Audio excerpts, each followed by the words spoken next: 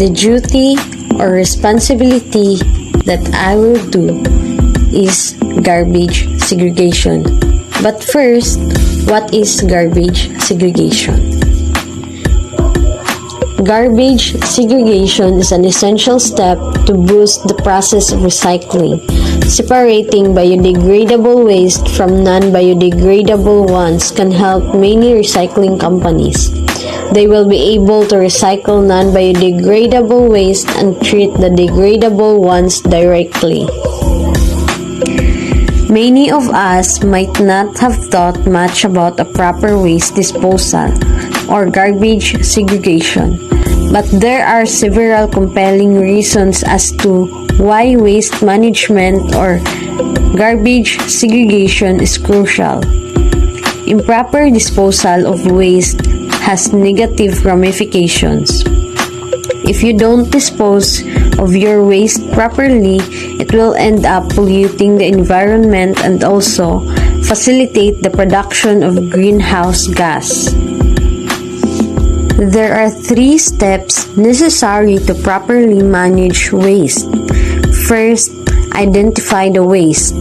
Second, evaluate the waste. And then third, manage the waste. And also, there are 3 types of waste.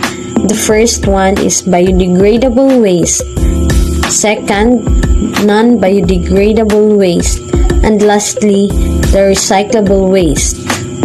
Biodegradable waste is decomposed and degraded by microbes or microorganisms. Examples of biodegradable wastes are kitchen waste, vegetables, fruits, flowers, leaves from the garden, paper, and etc. The second one is non-biodegradable waste. It is a waste that cannot be decomposed by microbes or naturally. Examples of these are glasses, metals, batteries, pesticides, metal cans, disposable bags, and etc. And lastly, the recyclable waste, which means that it has been separated from the waste stream and set aside for purposes of recycling. Examples of these are cardboard, plastic bottles, jars, and etc. We humans living in this planet are all responsible for taking care of our nature. It is our duty to take care of our Mother Nature. We live in this world where air and water are free, thus, we should not abuse it.